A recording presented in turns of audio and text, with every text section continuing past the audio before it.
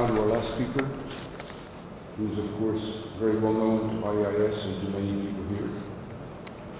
An eminent professor who works in Singapore, but who's actually Malaysian.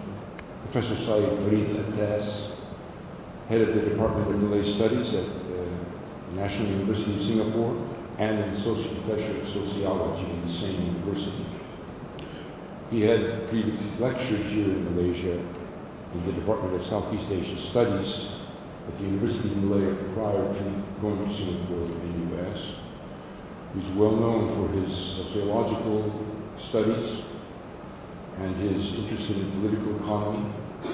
He has published a number of significant works, one of them Alternative Discourse on Asian Social Science, Responses to Eurocentrism, and of course his ongoing work on Ibn Khaldun, the great Islamic socio-economic thinker, which will appear shortly by Oxford University Press later this year.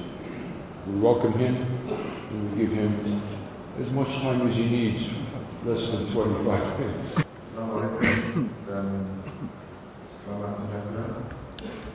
Good afternoon, distinguished guests, ladies and gentlemen. I have 4 points to make. I have 4 points to make in order to conclude that the problem, the subtitle of the forum is called, the subtitle says, "What is the real problem?" I want to conclude that the real problem has to do with leadership and culture, and not with Islam. In order to make that conclusion, I would like to make 4 points. The first point is that I think in our discussion on Islam and democracy, we need to limit our discussion on the ideal. I'm not saying that it is not important to talk about the ideal. When I say ideal, when we talk about what the Quran says, we talk about what the Sunnah says, we talk about what the Sharia says, what the provisions are in the Sharia to guarantee the rights of individuals, the freedoms of individuals. I think these are important. But we should limit our discussion to the ideal because they don't explain everything. We should also not idealize democracy. Let us not forget that democracy is often ruled by the few. They may be democratically elected, but in between elections, you have an oligarchic kind of rule. You have very often the abuse of law. You have the abuse of office. We know all too well in our country we have problem of corruption. In some of the countries that are cited as most democratic, for example Indonesia, which appears quite high on many indices of democracy, or India, Bangladesh, which I believe in most surveys appears much higher than Malaysia, but these are also very highly corrupt countries. So let us not also idealize democracy. But still, I would say that it is the best of the flawed systems that we have. So that was my first point about the ideal. Not to idealize democracy, to be aware of its shortcomings, and more importantly, not to think that all we need to do is to proclaim that the Quran or that Islam is compatible with democracy. We need to go beyond that, because what needs to be explained is why we do not have democracy. To me, that is the big question. Why don't we have democracy? Dr. Ahmad Farooq had already mentioned one of the surveys that was done on democracy that maps democracy and freedom throughout the world. There are many such studies. There was also this Freedom of the World 2013 survey done, I think, by Random House, which came out with similar results as cited by Dr. Ahmad. It divided countries into 3 groups. By the way, this is the second point I'm making. The second point I'm making is that the reality, despite what the ideal is, despite what the Quran says, despite the provisions that we find in the Sharia, despite what the Prophet had said on many occasions about freedom, despite all of this, despite the ideal, the reality is that in the Muslim world, you do not have democracy by and large. And according to many surveys, the one I'm referring to is the Freedom of the World Survey 2013. It divided countries under free, partly free, and not free. Right? I won't go into the definition of each category for lack of time, but basically, the Muslim countries got the worst marks.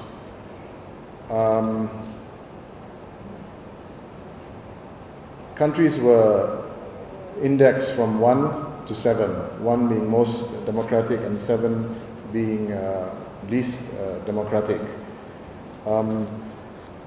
Now, most of the countries that have the worst marks, 7, are Muslim countries. Afghanistan, Algeria, Iran, Iraq, Azerbaijan, Bahrain, Brunei, Chad, Egypt, Kuwait, Kazakhstan, Jordan, Libya, the UAE, Kyrgyzstan, Tajikistan, Maldives, Mali, Oman, Qatar, Yemen, Turkmenistan, and so on and so forth. You get the idea. Now there's also another study, you can go and look at it. It's called the Democracy, it's online, the Democracy Web. Now if you look at the Democracy Web, they give you a map of freedom. And I believe the least democratic countries are colored red. Now when you look at that map of the world and you look at the countries that are colored red, the majority of them are Muslim countries. So you get the idea, and I don't think we need to stay on this point too long. My third point is this: Islam does not, and this point was made more elegantly by Professor Kamali. Islam does not specify an economic or a political system. The whole idea of an Islamic state is contrary to Islamic tradition, I would argue. It is a modern notion that grew out of the context of colonialism and out of the need for Muslims to deal with colonialism and also to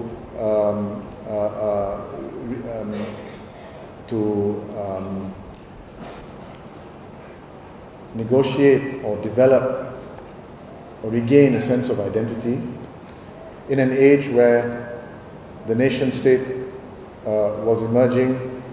Countries were claiming sovereignty based on the notion of citizenship, sometimes defined ethnically, sometimes defined linguistically. So within this context, the idea of an Islamic state was also proposed. Now, the point is that we are fortunate that Islam does not specify an Islamic political system or an economic system. Because if it were to specify an economic or political system, it would limit Muslims. Because Muslims would be bound to, in the future, possibly to an arcane economic or political system. But the reality is that if we look at experience, Muslims have throughout Islamic history had a diversity of economic systems and political systems. What made them Islamic during times and periods when they were Islamic were the universal principles and the universal values and the general principles upon which they were founded. So whether we're talking about the more tribal polity that was established during the time of the Prophet of Islam, or we're talking about the more agrarian-based empires that were set up during the Umayyad and Abbasid caliphates, or under the Ottomans or the Mughals, or during the period of various sultanates in Southeast Asia. Whatever kind of system we were talking about, a tribal system from the earlier days of Islam to systems of sultanates, empires, agrarian empires, whether they were, or systems based on riverine trade as we had in Sumatra and the Malay Peninsula, whatever these systems were, what made them Islamic were that they were based on certain universal principles, even though the systems were different. For example, there was a time in Islamic history when the entire Indian Ocean area from Zanzibar to Malacca, from Zanzibar in the west to Malacca in the east, the entire trade of the Indian Ocean area was controlled by Muslims. One of the reasons why it was controlled by Muslims is because the law, the maritime laws that facilitated trade and made trade easy and made trade possible, made trade predictable in this Indian Ocean area, these maritime laws were based on Sharia, were based on Islamic law, particularly on Hanafi legal texts. So you have the maritime laws of Malacca. You have maritime codes established in Surat, in the southern part of India, in Hormuz, in Iran, in Zanzibar, in Aden, in Shihir, in Hadramaut. In all these areas, traders knew that they knew what laws were governing the taxation and disposal of their goods. Once they put their goods on a ship and set it sail for areas very far away across the ocean, they knew what laws were governing their goods, and this allowed for a kind of rationalism that made trade easy.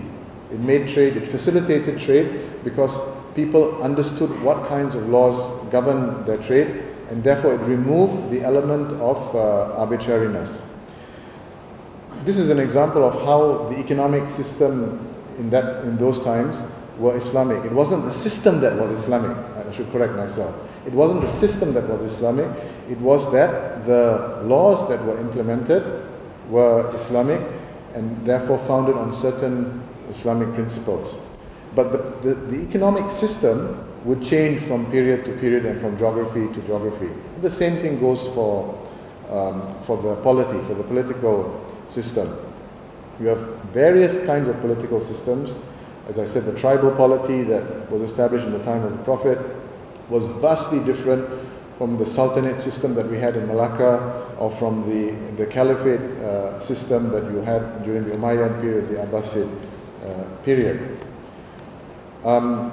If they were all Islamic, it was not because of the system, it was because of certain principles that they implemented. And if they were not Islamic, if they were un-Islamic, it was because those Islamic principles were not implemented, not because of the system.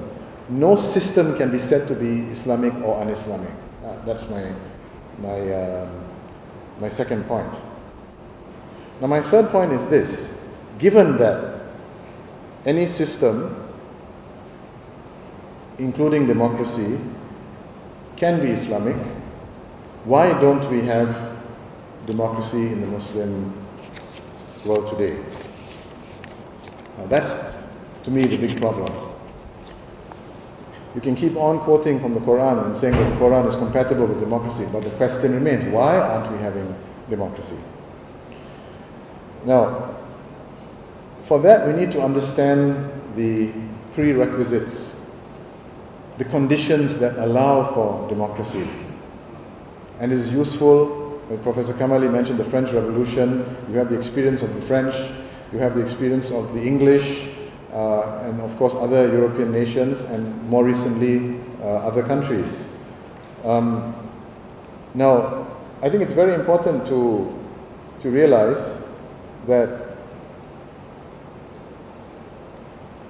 there are both cultural as well as structural requirements for democracy. Obviously, you need a certain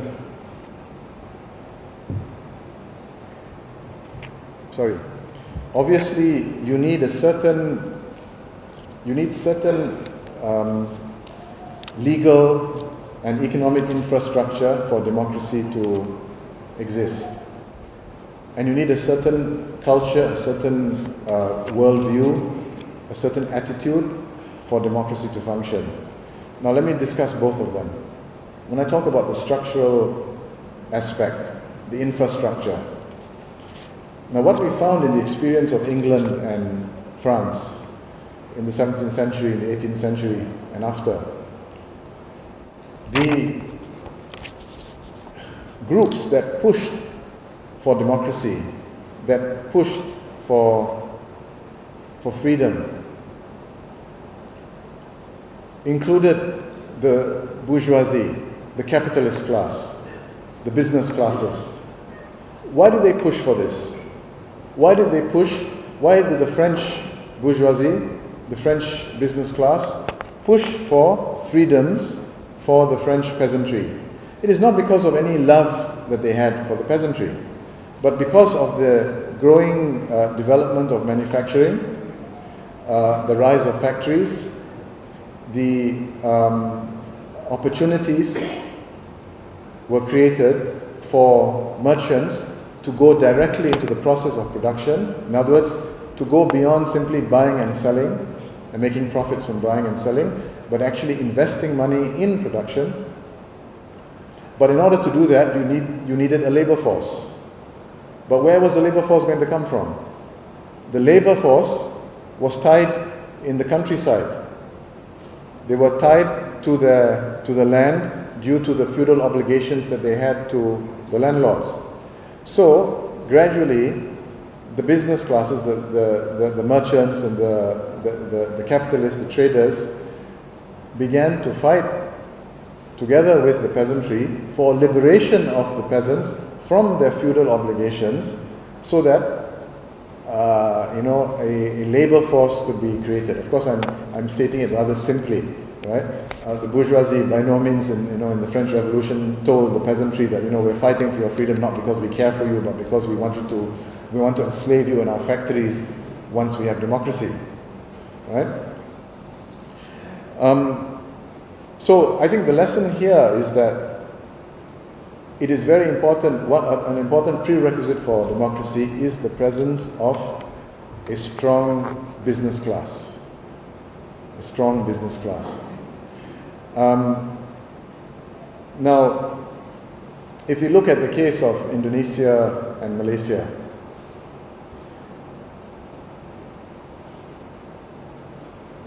during the early days of the late colonial period and the early post-colonial period. Now, what happened, it's very interesting to compare Malaysia and Indonesia. When the Dutch and the British left Malaya and Indonesia, what was left was a democratic system, both in Indonesia and in Malaysia. The trappings of a democratic system. But in the case of Indonesia, that system deteriorated rapidly, and Sukarno instituted what turned out to be a rather authoritarian system, which was then later on taken over and continued by Suharto, and you had what was euphemistically called guided democracy, and also the New Order regime. Now, during those days, I think we look at the 1950s, 60s, and 70s, until the fall of Suharto, we could say that Malaysia was a more democratic country than Indonesia. Although Malaysia was and continues to be a flawed democracy, but nevertheless, there is some degree of political, now more so than ever, but even in the past, there was a great deal of political contestation and regular elections, some degree of respect for the laws governing democratic institutions, and so on and so forth. But with the fall of Suharto, Indonesia made a rapid transition to democracy. And in the early days of the fall of Suharto, people were talking about a convergence between Malaysia and Indonesia. That Indonesia and Malaysia were coming closer together in terms of the functioning of democratic institutions. But I think Indonesia has overtaken Malaysia, and we are far behind them. And that's really quite a remarkable transition made by Indonesia. But I think my point is this. The reason why Malaysia, in comparison to other Muslim countries, started out as a democratic country and was able to maintain its democratic institutions and has even improved, I would argue, in the last few years. The reason is that from the very beginning, from the outset, the system, the political system, was supported by capital, by the capitalists. There was an alliance between Chinese capital and the Malay intelligentsia, professionals, and aristocracy. And don't forget, the Malay aristocracy was uprooted from their economic base. Had they not been uprooted from the economic base during the colonial period, then Malaysia would likely be more of a fascist, nationalist kind of regime, controlled by aristocrats still tied to the land. Perhaps something like the Philippines during much of the period of Marcos' rule. But because that did not happen, they were forced to enter into an alliance with capital. Now that alliance between Chinese capital and the indigenous elite did not result in a democratic regime in Indonesia until the fall of Suharto and until the military withdrew from the scene. As long as the military was a major player in Indonesian politics, there was much less of a role for Chinese capital in Indonesia as far as the political system was concerned. I hope you have you have an idea of what I mean about the infrastructure, the structural prerequisites for a democratic system to function, to maintain itself, and to function.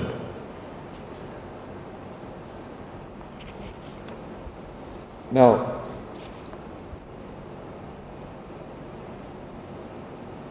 given that these are the prerequisites, that you need to have a strong economy, you need to have a strong business class that supports the democratic system. How do they support the democratic system? They support it through various means, including participating in the democratic process, through representation in parliament, through the taxes that they pay to the state, giving the state a strong economic base, and so on and so forth, which also enables the state to pay the military, give them a decent salary, so the military doesn't want to get involved in politics, and so on and so forth. And there's a lot of literature about the importance of economic institutions for the resilience and stability of democracy. But given that is the case, there is also the cultural dimension, which is very important to stress. And I really want to conclude with the discussion on that.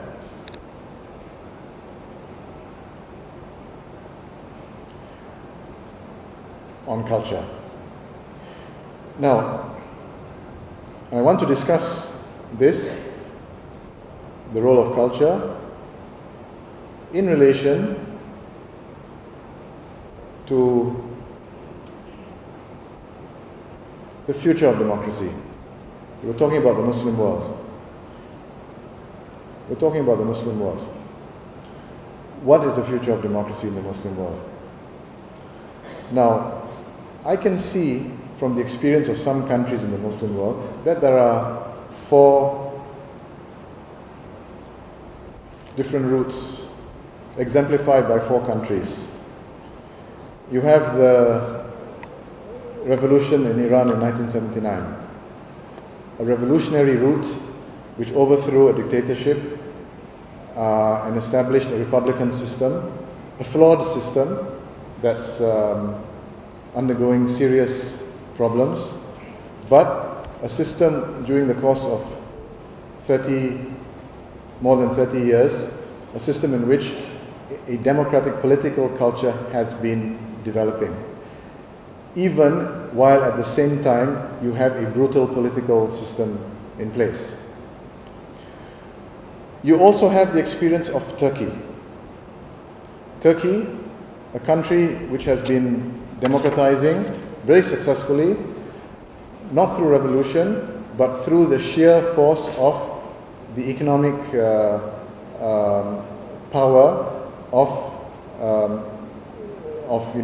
the business classes, which also happen to be religious oriented, and so they support a regime that is said to be Islamist but secular at the same time. In other words, a regime that's not calling for a secular state but is founded on Islamic values. Being supported, urged, pushed, backed up by strong economic forces. Then you have the Indonesian case. Democracy not through revolution but through a coup, overthrew a dictator and established a democratic state, but unlike the Turkish case, made a very rapid transition to democracy within a few years. Unlike the Turkish case, which took decades to evolve to what it is now. Then you have the Malaysian case, where again you have slow evolution, perhaps a combination of economic forces, the role of the business classes, but also to some extent the role of civil society groups that act to some extent as a factor in encouraging or urging the state to open up. And sometimes you have historical accidents. I think the prime ministership of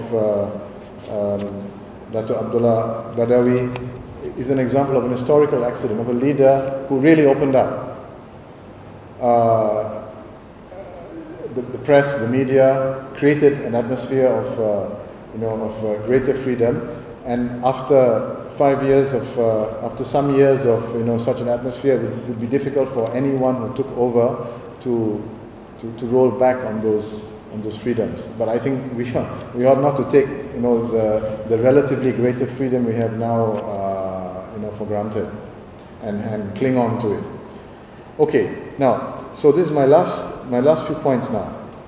What is the future of democracy? Is it the Iranian route? Is it the Turkish route? Is it the Malaysian route? Is it the Indonesian route? What is the future of democracy for the Muslim world?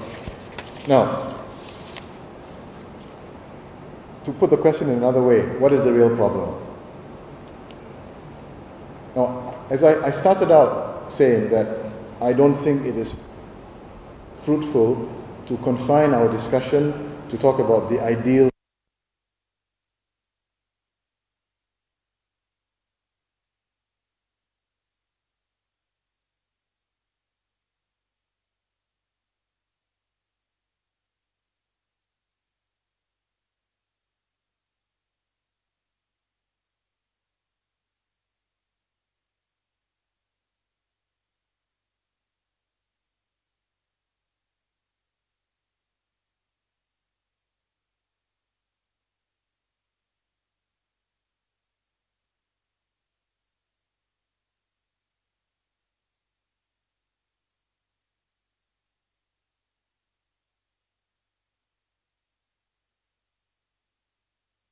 is intimately, the authoritarian psychology, the authoritarian personality, the authoritarian culture is intimately related to theology.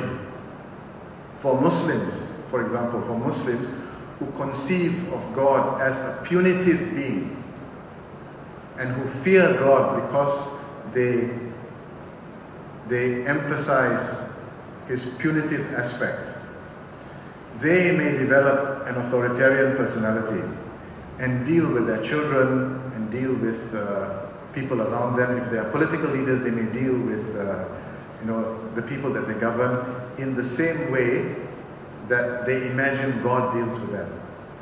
On the other hand, a Sufi who emphasizes on the love of God will have a very different approach and a psychology, a different attitude in terms of how he deals with his family, with his loved ones, with the people around him, with the people in the office, if he's a politician, with his constituents. So your conception of God, I'm just giving an example of how Islam relates to or determines the attributes of a leader, in this case a political leader. The understanding of God would have an impact on whether the psychology of the individual is a democratic psychology or an authoritarian psychology, a democratic personality or an authoritarian personality. And we find that even in Malaysia, which is not a country dominated by Salafis, although we see signs of it appearing now and again, and it is something, it's a worrying trend, but even though in Malaysia our educational, religious education institutions are not dominated by Salafis, but we do find in the religious education, you have that authoritarian notion of God being communicated to our children in their religious education. Erich Fromm, psychologist, the renowned psychoanalyst, made a distinction between humanitarian religion and authoritarian religion. Now, I would argue that the kind of Islam that is taught in our country to our children in religious classes is more an authoritarian kind of Islam, stressing on the punitive aspect of God rather than the merciful and gracious aspects of God. And I think this can be proven by reference to the kinds of religious texts and the curriculum that is used in the education. Now the second point, I talked about culture, the authoritarian personality and its connection with religious education. Secondly, and this is the last point, why we don't have democracy in many Muslim countries and why democracy in a country like Malaysia may be under threat. The second reason is the leadership, right? And it is the low moral standards and integrity of our leadership. And I'm not only talking about political leadership, I'm also talking about leadership in other areas of life. And I just want to end with two examples of what I mean by leadership. We always make very broad general statements that we have bad leaders and our leaders don't have high moral standards, and we talk about integrity and so on. But what do I mean by that? Let me give you two examples. Fasting month in when is it? July, I think. When the fasting month comes, please remember what I'm saying. You will notice that there are lots of hotels offering buffets, Ramadan buffets, right? And during these Ramadan buffets, people will be going there, spending lots of money and wasting a lot of food.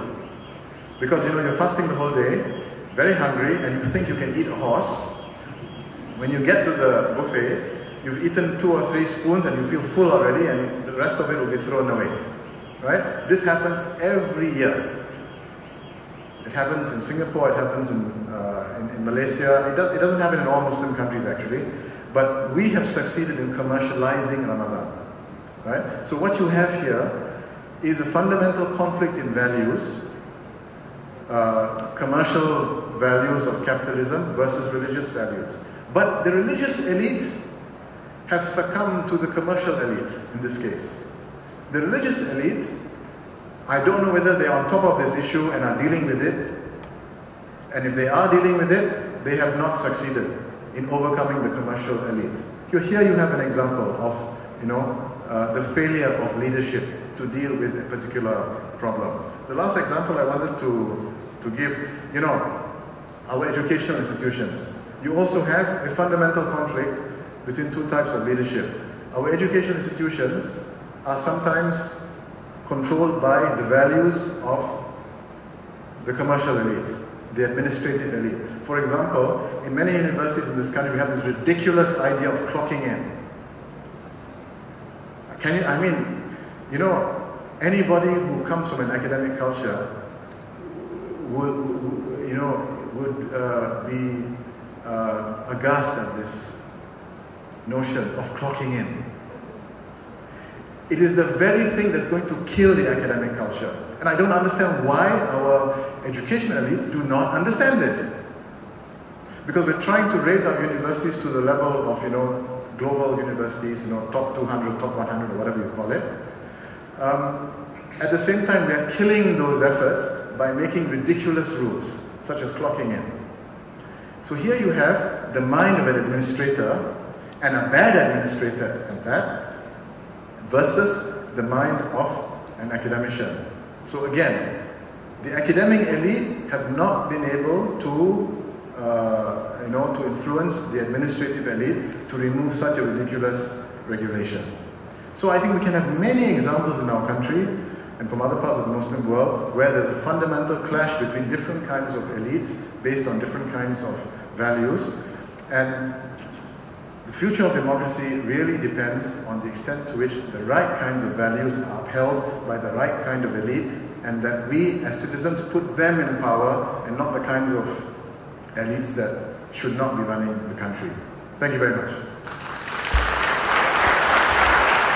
Thank you very much, Syed Farid, for reminding us of some essentials and giving us a fresh perspective on the issue, bringing us back to the fundamental bedrock of values.